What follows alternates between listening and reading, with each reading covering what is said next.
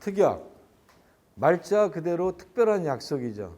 여러분들과 나와 또는 계약자와 법률 관계를 이루어질 경우에 특별한 약속으로 이루어지는 겁니다. 어떤 만약에 임대차 보호법이라든가 상가 임대차 보호법, 주택자 임대차 보호법에 없다. 그러면 어떤 걸 준용을 해야 돼요? 민법을 준용해야 되죠. 그죠? 민법을 준용을 한다는 얘기는 뭐가 가능하다는 얘기야? 뭐가 가능하다는 얘기야? 특약이 가능하다는 얘기야. 어? 지금 주임법이나 상임법에 나와 있지 않아. 그럼 당연히 민법을 준용하게 될 거 아니야. 민법은 민이야, 민. 공이 아니라 민. 여러분들과 나의 약속이야. 그러니까 특약을 쓸 수가 있다는 얘기야. 얼마든지. 민법을 준용하기 때문에. 그런 의미입니다. 특약이라는 것은. 그러니까 특약을 내가 잘 쓰면은 여러분들 그런 얘기 많이 들어보셨죠? 특약이 천당과 지옥을 왔다 갔다 한다고. 그죠? 그래서 특약을 쓸 때는 임차인의 입장에서 서서 쓸 때도 있겠고, 임대인의 입장에서 서서 쓸 때도 있겠고, 아니면 본인 공인중개사를 위해서 쓸 때도 있겠죠. 그렇게 써야 되다 보니까 이 특약이 뭐와 같은 존재로 여러분들이 써야 되냐면 카멜레온 같은 거 존재로 써야 된다는 얘기예요. 어? 좀 변화를 무쌍하게 내가 필요한 거는 자세하게 써놓으라 그랬죠. 그런 다음에 요거는 내가 빠져나갈 구멍이 좀 있어야 되겠다 싶으면 국어를 잘 사용해 가지고 두리뭉실하게 빠져나갈 구멍을 만들어 주는 거야. 그런 듯 아닌 듯 그렇게 쓰라고 분명히 말씀을 드렸을 거예요. 그러니까 특약사항은 어떤 특별한 위법사항이 존재를 하지 않는다면 특약은 말자 그대로 특별한 어떤 효력이 발생되는 것이죠. 그러나 만약에 특약이라는 것도 무조건 지켜야 된다라는 면은 이것도 곤란해요. 왜 그러냐면 만약에 강행 규정이라고 할지라도 사회적 규범이나 뭐 이런 거에 어긋나는 말도 안 되는 걸 갖다 해야만 된다. 강행 규정이라는 건 have to must의 뜻이라 그랬었죠. 그럼 무조건 해야만 된다라는 걸 특약상에 쓴다고 해서 이거는 무조건 해야만 된다 그러면 사회적 특성에 맞지도 않고 그럼 무조건 지켜라 하면 그것도 문제가 있겠죠. 그래서 특약사항이라 할지라도 다른 사람들이 들어보고도 고개를 끄덕거릴 정도 이 정도가 특약으로 써야지 무조건 하나의 층만 이 사람만 유리하게 그렇게 쓴 강행 규정은 특약에서도 그렇게 썩 받아들이지는 않는다는 얘기죠. 다만 임대차 전속 기간 있죠. 우리가 얘기하는 거. 그죠? 2년 미만으로 정하거나 기간을 정하지 아니한 것. 2년으로 본다. 이거 하나만큼은 아주 무지하게 강행 규정으로 해주는 거죠. 절대적으로. 거의 절대적으로. 그죠?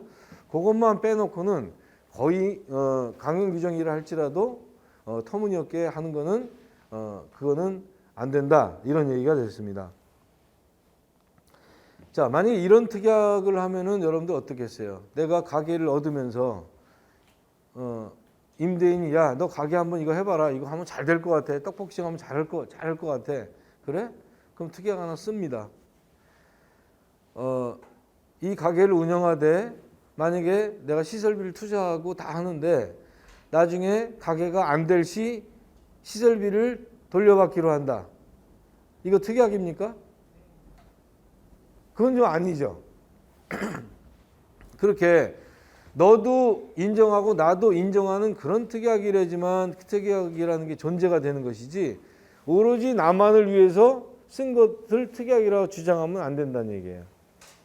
그래서 그런 의미로 말씀드린 거고요. 자, 이 특약사항은 여러분들과 함께 책을 읽어주면서 거기 해설사항을 다 하면서 설명할 겁니다. 248페이지 보겠습니다.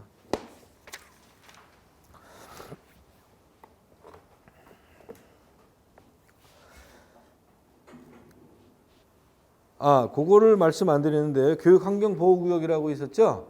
그래서 교육환경보호구역이라는 것은 절대 정화 구역이 있고요. 상대 정화 구역이 있습니다. 그래서 학교 주변 교문에서 50m 정도. 이거는 절대적으로 뭐가 들어올 수 없다? 청소년 유해업소가 들어올 수 없다. 우리가 상가를 임대할 때. 자, 청소년 유해업소라는 것은 보통 뭐가 있어요? 비디오 방이라든가 만화방이라든가 노래방이라든가 당구장이라든가 PC방이라든가 무도장이라든가 지금 얘기하는 이용지점을 말하는 거 단란지점, 이용지점이라든가 모텔 같은 거 숙박. 자, 이런 것들은 대표적인 청소년 유해업소입니다. 이러한 것들은 절대 정화 구역이면은 학교가 여기에 이렇게 존재하고 있다 하면 이 부분의 반경, 교문을 대상으로 해서 반경 50m 이내에는 얘를 올 수가 없다는 뜻이에요. 또 상대 정화 구역으로 해가지고 학교 주변에서 200m 정도가 안에는 이러한 것들이 비디오방이나 만화방이 할 수가 없다. 이런 업종은. 자, 그런데 여러분들이 보면 비디오방, 노래방, 당구장 이런 걸 봅시다. 같은 교육시설이라 할지라도 유치원, 대학교가 있어. 유치원도 교육시설이죠. 자, 유치원이 있고 대학교가 있어요. 그럼 얘 같은 경우가 학교 반경에 이런 것들이 없다고 하면은 얘한테 이런 것들이 유해시설이 되나요? 유치원 옆에 당구장이 있다고 유해시설이 돼? 안 되죠. 그러니까 이런 거는 상관이 없다 이 말이야. PC방이나 이런 것들은. 그리고 학원도 교육시설이죠. 그러면 한 건물에 학원이 여기 있어. 이렇게 2층에 학원이 있어. 그러면은 3층이 있고 4층이 있고 5층이 있다고 하면 이 유해시설은 얘 지금 학원이 2층에 있다라면은 이 건물에는 들어올 수 없느냐? 그건 아니고요. 2개 층만 띄면 돼. 그러니까 우리가 이 상가를 이렇게 중개를 할 때도 이런 점을 알고 있으라는 얘기야. 이렇게 교육시설이 있다 하더라도 학원이 있다 하더라도 얘는 안 돼요. 유해시설이기 때문에 안 돼요가 아니라 한 건물 내에서도 2개 층만 띄워놓으면 돼요. 아시겠죠? 그리고 이러한 경우도 있습니다. 만약에 건물이 여기 걸려 있어. 이렇게 살짝 걸쳤어. 요거 기분 나쁘게 여기다가 비디오 방을 하려고 하는데 여기에 살짝 걸쳤어. 요거는 되냐 안 되냐는 거는 우리가 결정할 일이 아니야. 그래서 관청 가서 알아보셔라. 말 잘하면 허가가 날 수도 있고 얼굴이 못생기거나 말 잘못하면 안 된 마 그러고 빠꾸 날 수도 있고, 원칙적으로는 이게 빠꾸가 나야 되는 상황이야. 어찌됐든 건물 자체가 걸려 있으니까. 그렇지만 요거는 행정관청의 어떤 그 사람에 따라서 달라질 수가 있으니까 그분한테 가서 얘기를 해보라는 얘기야. 그죠?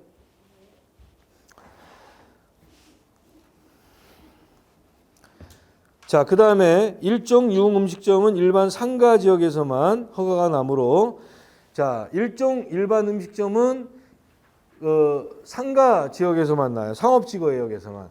상업지역에서 난다는 얘기는 그 사람이 주인이 간이가세자가 아닌 일반 가세자로 변화가 된다는 얘기죠.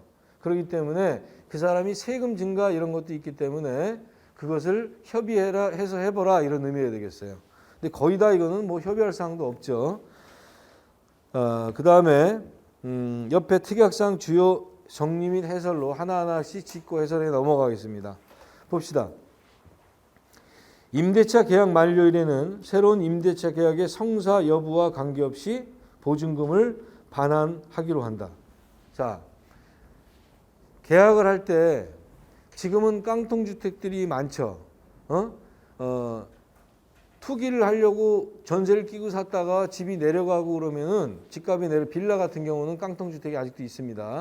아파트나 많이 올라갔지만 그러면 그런 거 같은 경우에 내가 새 임차인을 들였을 경우에는 나중에 보증금 만기가 끝났는데도 보증금을 돌려받지 못하는 경우가 허다해요.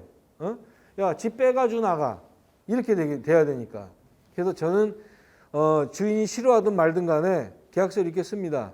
만기 시 집이 그 새로운 임차인을 뭐 구하든지 안 구하든지 간에 그 만기 때 보증금을 돌려주는 그런 식으로 특약을 써놓습니다. 주인이 별로 기분 안 좋아하는데 그래도 저는 씁니다. 왜? 그건 그 사람을 위해서 써주는 거야. 그리고 설사 돈 없으면 그래도 못 주는 거죠. 그죠? 그렇지만 압박감은 되잖아. 그죠? 계약서에 이렇게 써놨다는 압박감. 그래서 그런 식으로 이제 쓰면 된다는 얘기고요. 세입자의 전세자금 대출에 적극 협조하기로 하며 대출이 되지 않을 시에는 계약을 해지가 아니라 해제로 바꿉니다. 해제하기로 하며 납입한 계약금은 즉시 반환하기로 한다. 이건 뭐라는 얘기예요? 환불에 대한 특약을 명기해 놓으라는 얘기죠. 그렇죠? 자, 우리가 세입자를 들여 놓을 때는 거기 밑에다가 임대인은 임차인의 전세자금 대출에 적극 협조하기로 한다. 여기 씁니다. 협조를 또 해줘야 되고 왜냐하면 나중에 이제 이 39강의 질권을 할 때 배우겠지만 채권 양도 통지서 이런 것들이 날아갑니다. 그리고 이 전세금이 임차인 본인한테 꽂히는 게 아니라 임대인 통장으로 꽂힙니다. 그래서 임대인이 동의가 필요하고 다 협조를 해줘야 돼. 그래서 그걸 말하는 겁니다. 그러면 대출이 안 될 수도 있죠. 한도가 안 될 수도 있고 본인의 신용 문제가 때문에 안 될 수도 있단 말이에요. 그래서 전세를 덜컥 얻어놨는데 대출이 안 되는 거야. 그럼 계약금 날리잖아. 그래서 대출이 만약에 안 될 시에는 요거를 환불의 조건으로 한다는 걸 쓰라는 얘기예요. 그러면 주인은 별로 안 좋아하지만 설득을 잘 해야 되겠죠. 대신에 기간을 뭐 일주일, 10일 막 이렇게 주면 안 돼요. 내가 오늘이 월요일이다. 그럼 수요일 날 정도면 다 알 수 있어. 2, 3일이면 다 알 수 있어요. 그러니까 그 정도 기간까지만 허락을 한다는 얘기예요. 그렇게 해서 어떤 그 전세금 환불 특약을 써놓는 것이지 무조건 기간을 길게 하면은 그것도 상식에 어긋난 일이기 때문에 안 된다는 얘기죠. 그다음에 세입자가 주택인도 전입신고 확정일자를 받기를 마친 다음 날까지 임대차 계약을 해지가 아니라 해제할 수 있고 이때 임대인은 계약금의 배액을 위약금으로 지급한다. 해제와 해지는 설명드렸잖아요. 그렇죠? 해제는 과거로 소급해가지고 없었던 일, 해지는 여태까지 진행을 된 거는 인정하고 앞으로의 미래에 대한 효만 없어진 게 해지라 그랬죠. 그러니까 이것에 관한 건 해지가 아니라 해제죠. 그죠? 무효화시키는 것이니까. 그래서 그 해제를 바꾸라는 얘기고요. 자, 우리가 주택의 인도와 전입을 마치면 그 효력은 마친 다음 날에 발생이 되죠. 그래서 저번에 말씀드렸다시피 우리가 대항력이 있는 상황에서 다 잔금까지 치렀는데 이게 다음 날 효력이 발생되다 보니까 그죠? 이날 나쁜 놈이 이날 근저당을 갖다 훅 들어왔단 말이에요. 그죠? 그러면은 다음 날 솔직히 잔금까지 다 치렀는데 다음 날 등기 떼어보고 이런 사람이 거의 없단 말이야. 그날 잔금 치르면서 떼어봤으니까. 그죠? 그런데 얘가 근저당을 훅 들어가 버리니까 얘는 졸지에 2순위로 밀려버리니까 우선 변제권에서 밀려버린다는 얘기죠. 그래서 이 다음 날까지 권리배의 변동을 하지 않으며 만일 이러한 사항이 발생된다면 그때 해약금 조항으로는 해결할 수 없다 그랬었죠. 그죠? 해약금 조항으로는 해결할 수 민법 565조 배웠잖아요. 그걸로 해결할 수 없으니까 위약 조항을 써놓으라는 얘기예요. 그죠? 그래서 이렇게 됐을 경우에는 해제할 수 있고 위약금으로 계약금 상당의 100배를 지급한다. 뭐 이렇게 써도 상관이 없다는 얘기예요. 위약금 조항을 써놓으라는 얘기죠. 영업의 허가에 관한 사항은 임차인이 책임을 한다. 우리가 상가를 임대차 계약을 한 데 있어서 영업을 허가에 관한 사항은 내 책임이 아니라 얻고자 하는 사람의 책임이 더 강하죠. 그죠? 그런데 이거를 안 해놓으면 나한테 책임 전가가 될 수가 있어요. 네가 잘못 얘기해서 네가 면적을 잘못 기재를 해놔서 못했다. 이런 식으로 해서 어떤 손해배상 청구를 당할 수가 있기 때문에 이 말을 써놔야 된다는 얘기예요. 그죠? 특히 이런 거 같은 경우, 아까 이런 거 같은 경우, 이런 거 같은 게 위험하단 말이야. 허가 날 수 있어요를 계약을 했단 말이야. 근데 이건 허가 날 수 있는 사항이 될지 안 될지 모르잖아. 나도 몰라요. 그러니까 요거는 구청 가서 알아보시고 난 다음에 계약을 하십시오. 이렇게 해야 되는 거야. 이런 거 같은 애매한 사항 같은 경우는 뭐 내가 책임진다는 말을 쓰면 큰일 난다 그랬었죠. 이런 거 같은 내용. 그래서 잘못 이런 걸 설명하면 중개사 책임으로 돌려서 손해배상 청구를 당할 수가 있다. 이런 내용입니다.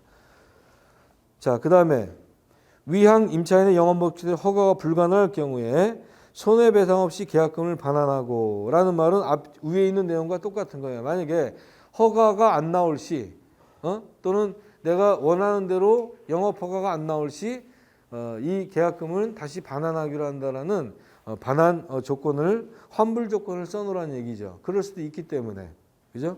자, 그렇게 써놓으면 되겠고요. 잔금 지급일까지 국지방세 완납 증명서. 자, 아저씨 이거 이 큰 사람이 내가 좀 위험하다고 그랬었지. 이 큰 사람 없죠? 우리 수강생 중에. 자, 내가 딱 보니까 좀 사업을 개발 오리발로 해는 사람 같으니까 국세 지방세 완납 증명서를 좀 보여주세요. 그러면 2 곱하기 9 나오겠죠? 3 곱하기 6 나오겠죠? 왜? 자기 치부가 나오는 건데. 그죠? 이 양반이 뭔 소리 하는 거야? 그러는데 야, 계약하지 마. 나가버린단 말이야. 그렇죠? 그러니까 조심스럽게 이 내용은 접근하라고 말씀드렸어요. 근데 우리가 계약을 할 때 보면 주민등록증을 받습니다. 그리고 카피를 해놔요. 그 카피를 해놓으면은 내가 주민등록증 카피된 걸 사용할 수가 있겠죠. 그래서 만약 국세 같은 경우에는 세무서 가서 확인하면 돼. 그걸 가지고. 동의서가 뭐냐? 그 주민등록증 동의 복사한 게 동의서야. 다시 말해서 국세 같은 경우는 어디로 가면 되겠어요? 얘는 세무서로 가면 돼. 그죠? 그다음에 지방세 같은 경우에는 얘는 구청으로 가면 돼. 이렇게 해서 이 사람이 모르는 사이에 내가 확인을 해도 된다는 얘기야. 주민등록증 카피한 게 있기 때문에. 그죠? 그렇게 해서 어저께 배운 거 안 까먹으셨죠? 조세 채권 우선주의가 있다고 했었죠? 조세 채권은 일단은 보증금 채권에 우선한다. 대신에 무조건 우선할 수가 없으니까 조세 채권 법정 기일이라는 걸 만들어서 그 법정 기일이라는 것은 개인이 신고할 수 있는 것은 신고일이 기준이고, 그죠? 국가에서 부가에서 발송해서 결정하는 것은 발송일이 기준이라 그랬죠. 그래서 그거보다 조세채권 법정 기일보다 내가 확정일자가 늦다면 받을 수도 있고 못 받을 수도 있고, 확정일자가 조세채권 법정 기일보다 빠르다면 무조건 받는 것이고, 그죠? 그렇게 어저께 배우셨죠? 머리 안 감았으면은 다 내용이 나올 겁니다. 자, 그 다음에 다음 장 넘어가면 본 계약은 홍길동의 위임 대리인 홍길순와의 계약이며 위임관계 서류 이런 것들을 제출하기로 하며, 자, 이것은 어저께 위임장 할 때 말씀드린 대로 계약을 하려고 했더니 주인이 멀리 있거나 오지 못할 상황이라든가 뭐 엄마 아버지가 오거나 아들이 오거나 이런 경우에 위임장을 갖다 발부한다 그랬었죠. 그래서 위임장은 지금 당장 할 수가 없으니까 추후에 발부하는 걸로 이렇게 쓰면 되겠죠. 그래서 위임장을 이렇게 받는 거는, 위임장은 어떻게 받는다 그랬어요? 자필 서명 필수. 그렇죠? 그 다음에 인감도장을 찍어놔야 되겠죠? 그 다음에 또 뭐가 필요해? 인감 증명서가 필요하다고 했죠. 인감 도장을 찍어 놓은 게 있기 때문에 위임장에 그 인감 도장을 대조하기 위해서 인감 증명서를 누가 띈 거? 본인이 띈 거. 이거를 가지고 위임장을 첨부를 하면 이 계약서는 그 위임장을 들고 온 사람 앞으로 써도 상관이 없지만 그 사람만 쓰면 된다 그랬어요? 안 된다 그랬어요? 2명 다 쓰라 그랬었죠? 그렇죠? 임대인 쓰고 그 다음에 대리인을 쓰고 위임장을 갖고 온 사람. 이 두 사람의 인적사항을 다 그 계약서 안에 써야 됩니다. 그죠? 그렇게 쓰라고 분명히 이 강사 말씀드렸죠? 그 다음에 임대인의 사정에 의한 부동산 전화 위임 계약으로 멀리서 못 온다는데 사장님 저 계약을 할게요. 그러면 우리 이정민 공인중개사가 계약을 해요. 계약을 하고 내가 저기 잔금 때나 중동 때나 아무 때나 가서 자필 서명을 할게요. 이렇게 진행할 수가 있겠죠. 근데 나만 그 뜻을 알면 안 된다는 얘기야. 그래서 임차인에게 또는 매수인에게 전화를 바꿔줘서 그렇죠? 통화를 하게 만든 다음에 그 내용을 녹취를 하는 것이죠. 그렇게 한 다음에 내가 대신 이걸 다 쓰는 거야.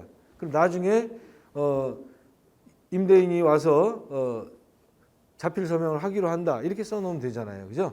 그렇게 진행하는 계약 상태를 말합니다. 업소 허가에 하자가 발생할 때 양도인이 책임지기로 한다. 계약일 이후에 계약을 했는데 영업소에 하자가 발생이 됐어. 계약을 했는데. 그러면은 아직 잔금이 넘어가지 않은 상황이니까 그 기간 안에 하자가 발생하는 것은 영업 정지를 받아버리면 어떻게 돼? 그죠? 잔금을 안 치렀는데 뭐 예를 노래방인데 노래방 도우미가 잘못 걸려가지고 영업 정지가 나와버렸어. 그러면 곤란하잖아. 그렇게 될 경우에는 양도인이 책임을 져야 되고 계약을 해지하거나 또는 그거에 상당한 금액을 받고 다시 또 이렇게 진행할 수가 있겠죠. 그래서 그런 의미를 말하는 겁니다. 공인중개사는 물건의 확인설명서 작성 후에 설명을 하였으며 이 내용을 본인을 쌍방 확인하였음. 자, 확인설명서 내에다가 제가 도장이 이렇게 있으면은 도장에 그 첩이 있다 그랬었죠? 요건 공인중개사, 매도인, 매수인 이렇게 도장을 꽂는 뭐 법무사가 갖다 주든 은행이 갖다 주든 도장을 꽂는 그 칸이 있어요. 요걸 딱딱 끊어 놓으면 확인 설명서 3쪽에 이런 내용이 나오죠. 받았음을 확약합니다. 나중에 나 공지증서 안 받았는데 뭘로 증명을 해? 증명할 수 있어? 여러분들 없죠? 내가 인증서를 줬나 안 줬나? 이럴 수도 있단 말이야. 한 달 지나면 우리도 까먹어. 다 까먹는단 말이야. 뭐 나는 메토에 누가 팔아먹었는데도 누가 왔는데도 메토를 하면 몰라. 신경을 안 쓰니까 모르는 거야. 그러면 인증서가 아니라 공제증서를 줬는지 안 줬는지도 기억도 못 한단 말이야. 분명히 줬겠지. 언제 줬냐 이렇게 따지면 곤란하잖아. 도장을 갖고 있으니까 거기다가 도장을 2개 다 찍어버리라는 얘기야. 임대인 너도 받았고 임차인 너도 받았지? 뚝뚝 찍어놓으라는 얘기야. 어차피 그거 보는 건 지네들이 보는 거지 설명하면서 다 설명했을 거란 말이에요. 그래서 거기다가 도장을 찍어 놓으면 야 이거 뭐 언제 줬냐 그러면 당신 받았다고 도장 찍었잖아. 이렇게 나가면 되잖아. 오케이? 그래서 거기다가 그런 란을 만들어 놨습니다. 제가 임의대로.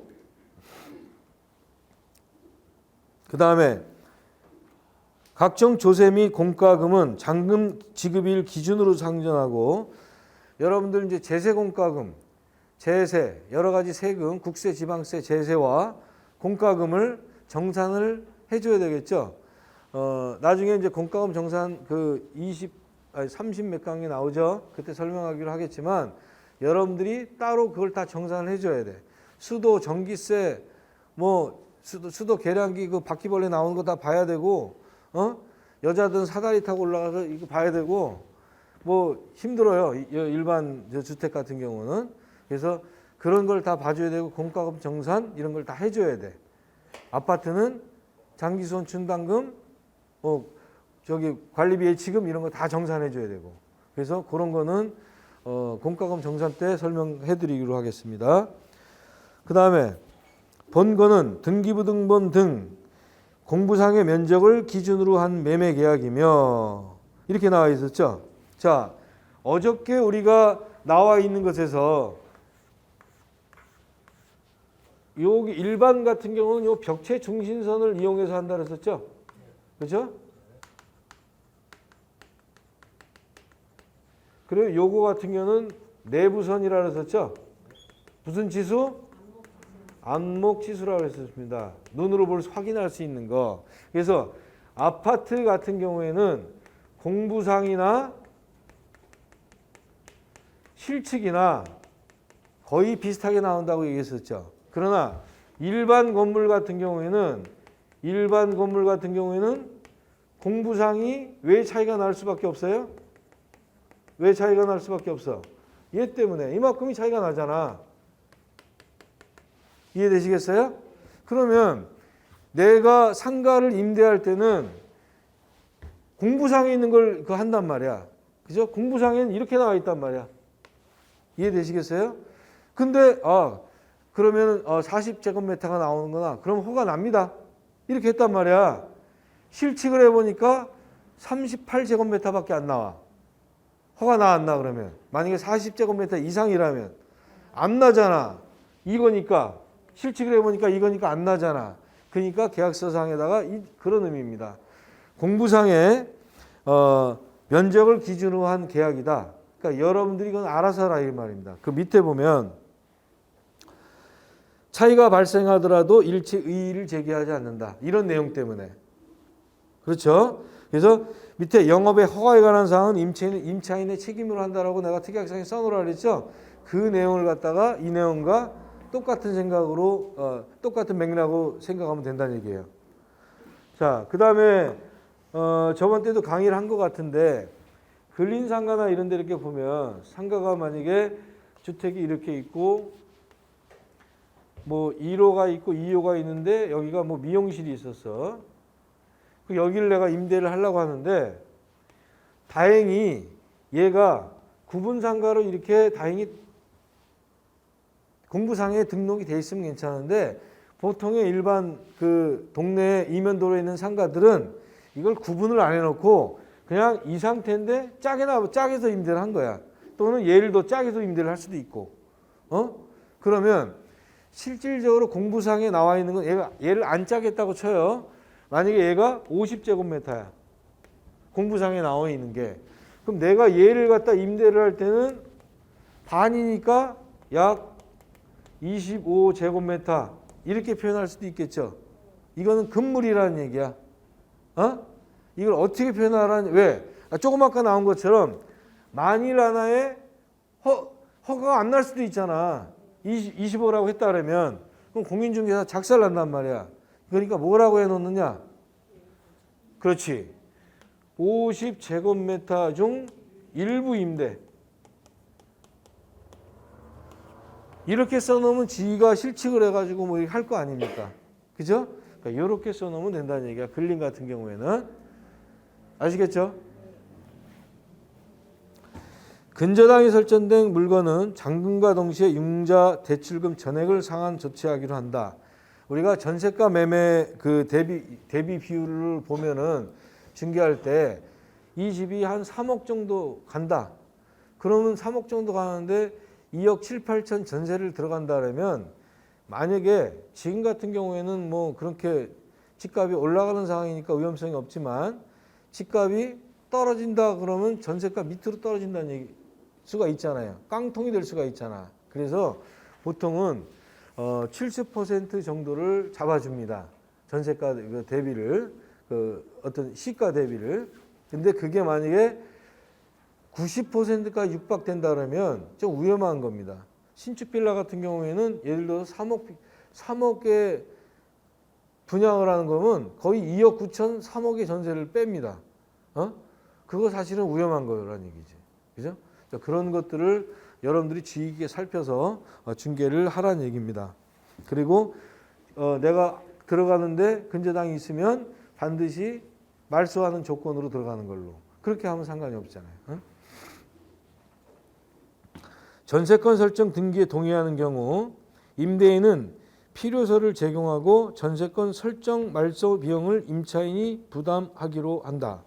자, 전세권 설정이라는 얘기는 누가 필요해서 하는 거예요?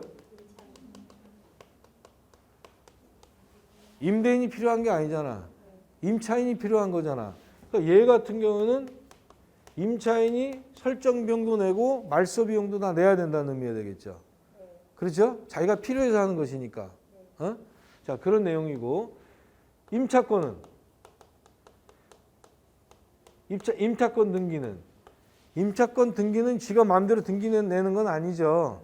일단은 임차권 설정 등기 명령을 받아야 되겠죠. 법원에서. 내가 보증금 반환을 해 주세요라고 소송을 걸면 그러면 임차권 등기를 해라라고 명령을 내립니다. 그러면 그때 임차권 등기를 하는 거야. 그러면 얘는 안 해도 돼야 되는 등기 비용이 들어가죠. 그죠? 이건 누가 내야 돼? 이건 임대인이 내야 되겠지. 그죠? 임대인한테 청구를 해야 한다는 얘기죠. 등기 비용이라든지 말소 비용이라든지. 자기가 필요 없는 걸 한 거잖아. 그죠?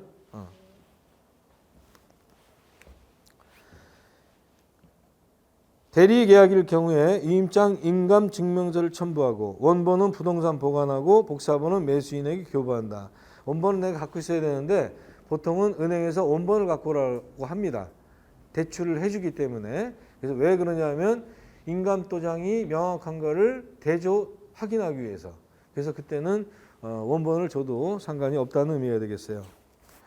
아파트 장기 특별 장충금은 임대인이 부담하며 이렇게 쓴다는 얘기죠. 자, 이걸 왜 쓰냐면 여러분 나중에 여러분도 경험을 해보겠지만 할아버지 할머니들 문제예요.